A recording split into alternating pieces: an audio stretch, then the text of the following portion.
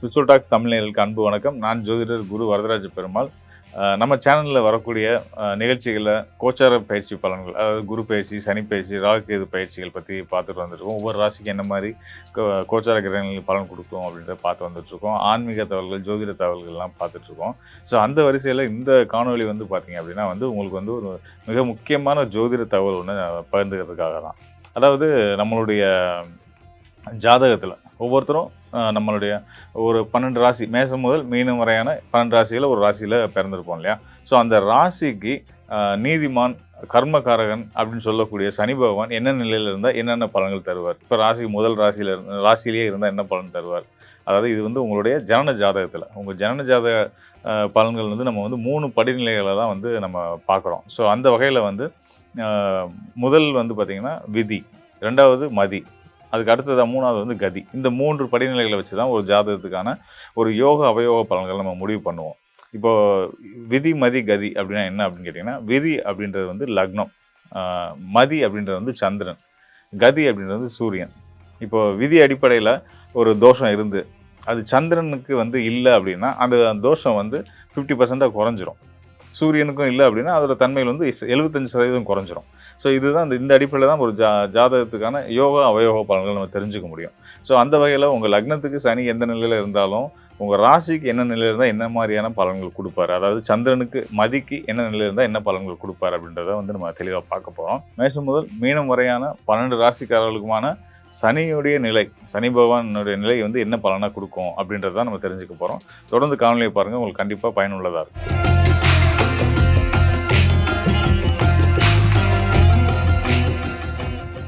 செயல்திறன் மிக்க தனுசு ராசி நேயர்களுக்கு உங்களுடைய ராசிக்கு ஜனன ஜாதகத்தில் உங்கள் பிறப்பு ஜனன ராசியாக தனுசு அமைஞ்சிருக்கும் பட்சத்தில் தனுசு ராசி முதல் ஏனைய 11 ராசிகளுக்கும் மொத்தமாக 12 ராசிகளும் சனி எந்தெந்த ஸ்தானத்தில் இருந்தால் என்ன பலன் செய்யும் அப்படின்றத நம்ம பார்க்க போகிறோம். ஸோ அந்த வகையில் வந்து பார்த்திங்கன்னா வந்து உங்களுடைய தனுசு ராசியிலேயே வந்து சனி அமர்றார் அப்படின்னா வந்து என்ன பலன் செய்வார் அப்படின்னு பார்த்தீங்கன்னா, சனி வந்து ராசிக்கு 2, 3க்கு அதிபதியாக வந்து அவர் உங்கள் ராசியிலே அமரும்போது பொதுவாக சனி சந்திரன் தொடர்பு குருவோட வீட்டில் அப்படின்றது வந்து பார்த்திங்கன்னா சக்கரவர்த்தி யோகம்னு சொல்லுவாங்க. பொதுவாக ராகுவோட சேரும்போது சந்திரன் குரு சேரும்போது வந்து சக்கரவர்த்தி யோகம் வந்து முதன்மையான யோகமாக செயல்படும். இங்கே சந்திரன் சனி மற்றும் குருவோட வீடு அப்படின்னு வர்றதுனால ஒரு என்ன ஒரு இலக்கை நோக்கி பயணிக்கிறீங்களோ அந்த இலக்கில் வெற்றி அடைஞ்சு உங்களுக்குன்னு ஒரு சாம்ராஜ்யத்தை உருவாக்குற அளவுக்கான ஆற்றலை இந்த சனியுடைய தொடர்பு கொடுத்துரும். அதாவது இது சம்மந்தமில்லாத ஒரு கனெக்ஷன் மாதிரி தோணும். சந்திரன் சனி குரு சேர்க்கை இது எப்படி கொடுக்கும் அப்படின்னா, எந்த வகையில் கொடுக்கும் அப்படின்னா, உங்களுடைய வளர்ச்சி, அதாவது உங்களோட நிறுவனத்தை, உங்களுடைய தொழிலை ஒரு பெரிய சாம்ராஜ்யமாக உருவாக்கி அது மூலயமா பேரும் புகழும் அடைஞ்சு செல்வாக்க சம்பாதிச்சு தர்ம புண்ணிய காரியங்கள் செஞ்சு ஒரு பேரரசனாக உங்களுக்கு போட்டிக்கு யாரும் இல்லாத அளவுக்கு நிகரில்லாத ஒரு நபராக நீங்கள் வந்து ஜெயிக்க முடியும். ஸோ அதுதான் வந்து இந்த ராசிலேயே சனி இருக்கக்கூடிய அர்த்தம் அதுதான். அதாவது நீங்கள் பிறக்கிற போது உங்களுடைய ஜனனகால சந்திரன் ராசியில் சனி ஜென்ம சனி இருக்கிற காலத்தில் பிறந்திருக்கக்கூடிய தனுசு ராசிக்காரர்களுக்கு மட்டும் இந்த யோகம் செயல்படும். எதனாலன்னு கேட்டிங்கன்னா, தனுசு ராசி வந்து காலபுருஷ தத்துவத்தில் 9வது ராசி, பாக்யாதிபதினு சொல்லுவாங்க. பாக்யாதிபதியும் சனி 10ஆம் இடத்துக்குரிய சனியும் காலபுருஷனுக்கு 11ஆம் இடத்துக்கு அதிபதியாகவும் சனியும் வந்து இவங்கெல்லாம் சேர்ந்து ஒரே ராசியில் தொடர்பில் வர்றாங்க அப்படின்றது தான் வந்து இந்த இவ்வளோ ஒரு சிறப்புக்கு காரணமாக இருந்துகிட்ருக்கு.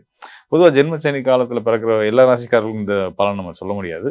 தனுசு ராசிக்காரர்களுக்கு தாராளமாக சொல்லலாம். அதாவது ராசிக்கு 2ஆம் இடமான மகர ராசியில் தனுசு ராசிக்கு தன குடும்ப பாகிஸ்தானம்னு சொல்லக்கூடிய தனுசு ராசிக்கு 2ஆம் இடமாக வரக்கூடிய மகர ராசியில் சனி இருக்கும் பட்சத்தில் சனியோட சொந்த வீடாக ஆட்சி வீடாக வர்றதுனால வந்து பார்த்திங்கன்னா முதன்மையாக வந்து வாக்கு பலிதம் உண்டு. நீங்கள் சொல்கிற சொல்லு வெல்லும். நீங்கள் உங்கள் சொல்லுக்கு எல்லோரும் கட்டுப்படுவாங்க. அந்தளவுக்கு வந்து உங்களுடைய பேச்சில் அவர் எப்போ எது சொன்னாலும் சரியாக சொல்லுவார், நியாயமாக பேசுவார் அப்படின்ற ஒரு நல்ல பேரை வாங்கியிருப்பீங்க. அது மட்டும் இல்லாமல் உங்களுக்கு வந்து சனி தன்னோட சொந்த வீட்டில் மகர ராசியில் நீர் ராசியில் இருக்கிறதுனால வெளிநாட்டு தொடர்புகள், வெளிநாட்டு பயணங்கள், போகக்கூடிய யோகங்களும் உங்களுக்கு கண்டிப்பான முறையில் உண்டு. வெளிநாட்டு போகிறது அப்படின்றது ஒரு யோகமாக தான் ஜோதிடத்தில் கருதப்படுது. ஸோ அந்த வகையில் வந்து வெளிநாட்டு யோகம் உள்ளவங்களாக இருக்கீங்க. அது மட்டும் இல்லாமல் உங்களுடைய பொருளாதார ஸ்தானமும் அதுதான். சனியோட அந்த மகர ராசி தான் தனுசு ராசிக்கு 2வது வீடாக வருது. ஸோ அப்போ உங்களோட பொருளாதார நிலை ரொம்ப வலுவாக இருக்குன்றது அடையாளம் தான் ராசிக்கு 2ஆம் இடத்துல தனஸ்தானத்தில் வாக்கு மற்றும் தன குடும்ப ஸ்தானத்துல சனி இருக்கிறதோட அர்த்தம் அதுதான்.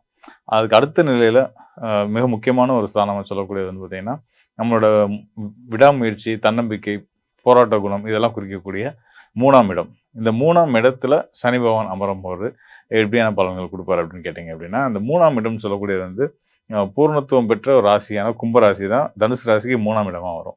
ஸோ அந்த வீடுமே கூட வந்து பார்த்தீங்கன்னா, சனி பகவானோட ஆட்சி வீடு தான். தன்னோட ஆட்சி வீட்ல ஒரு ஆட்சி பலம் பெறுறது வந்து மிக உன்னதமான யோகம். அது 3ஆம் இடத்துல ஒரு ஆட்சி பலம் பெறும்போது வந்து உங்களுக்கு வந்து ஆயுள் தீர்க்கம், நினைச்ச காரியத்த கண்டிப்பான முறையில விடாமுயற்சியோட செய்து அதை அடையக்கூடிய, அதில வெற்றி அடையக்கூடிய யோகத்த குடுத்துருவாரு. அதே நேரத்தில நல்ல குரல் வளம், இசை ஆர்வம் இது எல்லாத்தையுமே வந்து இந்த 3ஆம் இடத்து சனி குடுத்துருவாரு. ஸோ இந்த அளவுக்கு வந்து 3ஆம் இடத்து சனி ஒரு சிறப்பான யோகா பலன்கள செஞ்சுட்டு இருப்பாங்க. நீங்க எந்த காரியத்த எடுத்தீங்கனாலும், அதில எடுத்த காரியத்த ஜெயிச்சு திரும்பக்கூடியவங்களா தான் இருப்பாங்க. தவிர்த்து பாதியில விட்டுட்டு வர மாதிரியான நபர்களா தனுசு ராசிக்கு 3ஆம் இடத்துல சனி வரும்போது அந்த சூழல்கள் வராது. அது கடந்து வந்து பார்த்தீங்கன்னா, இன்னொரு முக்கியமான விஷயமா 3ஆம் இடத்துல அதாவது குறிப்பா வந்து கும்ப ராசியில தனுசு ராசிக்கு 3ஆம் இடமா வரக்கூடிய கும்ப ராசியில சனி இருக்கும் பட்சத்துல, அவங்க வந்து இந்த டெலிகம்யூனிகேஷன் இந்த மாதிரியான துறை, அப்புறம் வானியல் சார்ந்த பணிகள், அதாவது சயின்டிஸ்ட்டா வர்றது, ஏரோநாட்டிக்கல் இன்ஜினியரிங் படிக்கிறது, இந்த மாதிரியான வந்து வானியல் சார்ந்த துறைகள் எல்லாம் வந்து வேலையா எடுத்துக்கக்கூடிய, அதிலெல்லாம் ஆர்வம் உள்ளவங்களா வரக்கூடிய வாய்ப்புகள் உண்டு. இது வந்து 3ஆம் இடத்துல ராசிக்கு 3ஆம் இடத்துல சனி நிற்கக்கூடிய பலன். அதே போல ராசிக்கு 4ஆம் இடம்னு சொல்லக்கூடிய சுகஸ்தானம், வீடு, மனை, வண்டி, வாகன யோகங்களை குறிக்கக்கூடிய, தாயாரை குறிக்கக்கூடிய 4ஆம் இடத்துல வந்து சனி இருக்காரு அப்படின்ன பட்சத்தில் என்ன பலன் செய்வார் அப்படின்னு கேட்டிங்கன்னா, தான் கொடுக்கக்கூடிய ஆதிபத்திய பலன்களான 2, 3 ஆதிபத்திய பலன்களை 4ஆம் இடத்துல 4ஆம் கேந்திரத்துக்கு வரும்போது ரொம்ப வலுவா சிறப்பாக செய்வார். 2ஆம் இடம் தன குடும்ப வாக்குஸ்தானம், அதில் நல்ல ஒரு யோக பலன்களை கொடுக்குற அதே நிலையில் உங்களுக்கு 4ஆம் இடத்துக்கு போகும்போது அதுவும் மல்டிப்ளை ஆகி கொடுப்பாரு. கேந்திரத்துக்கு போகும்போது ஒரு கிரகம் வந்து அது தன்னோட ஆதிபத்திய பலன்களை ரொம்ப கூடுதலாகவே கொடுக்கும். அது மட்டும் இல்லாமல் 3ஆம் இடத்து அதிபதியாக வர்றாரு. உங்களுடைய தைரியம், தன்னம்பிக்கை, விடாமுயற்சி, போராட்ட குணம் இதுக்கெல்லாம் அடையாளமாக இருக்கக்கூடிய 3ஆம் இடத்துக்கும் ஸ்தான அடிப்படையில் அவர் வந்து வர்றதுனால அந்த 3ஆம் இடத்து பலன்களையும் கேந்திர நிலைக்கு போகும்போது வந்து முழுமையாக ஆதிபத்திய பலன்களை அதிகமாக கொடுப்பார். அதுபோக சனி வந்து ஆயுள்காரகன், நீதிமான், கர்மக்காரகன் அப்படின்றதுனால எடுத்த காரியத்தை துணிஞ்சு செஞ்சு அதில் வெற்றி அடையக்கூடிய அந்த ஒரு விவேகமும் வேகத்தையும் சேர்த்து கொடுக்கக்கூடிய ஆற்றலும் வந்து 4ஆம் இடத்து சனி உங்களுக்கு கண்டிப்பான முறையில் தனுசு ராசி கொடுப்பார்.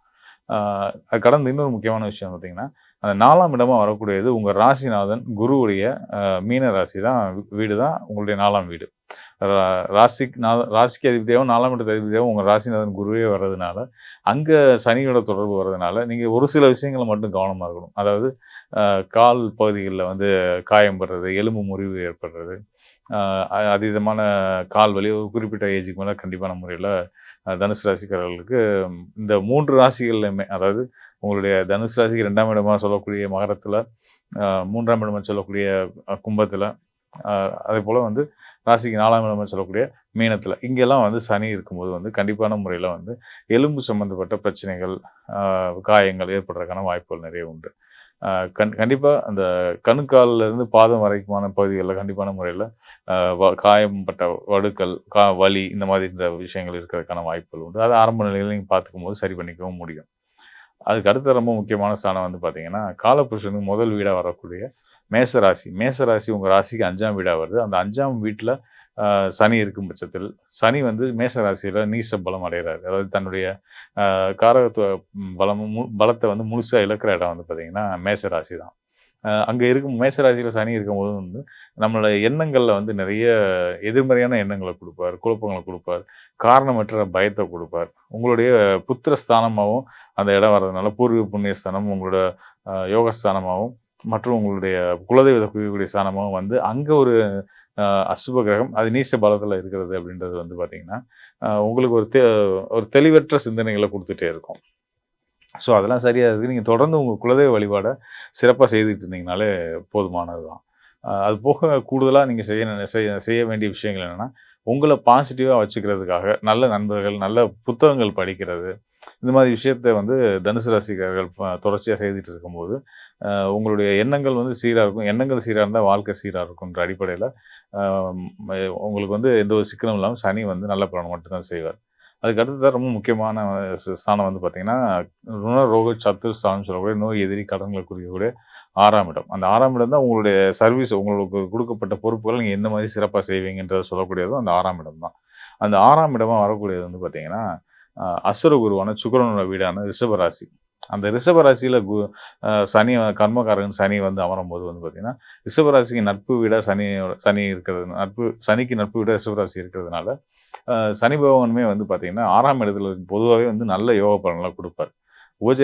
உபஜய ராசிகள்ல ஒரு வீடா வரக்கூடிய அந்த 6ஆம் வீடா வரக்கூடிய ரிஷபத்துல இருக்கும்போது வந்து பார்த்தீங்கன்னா, கடின உழைப்புக்கு கடினமான அதாவது பிரதிபலன் பாராம எந்த ஒரு எதிர்பார்ப்பும் இல்லாம தன்னோட கடமைகள சரியா செய்யணுன்ற ஒரு நோக்கத்தோட மட்டுமே இந்த தனுசு ராசிக்காரர்களுக்கு ரிஷபத்துல சனி இருக்கும்போது எண்ணங்கள் இருக்கும். அதன்படி தான் செயல்படுவாங்க.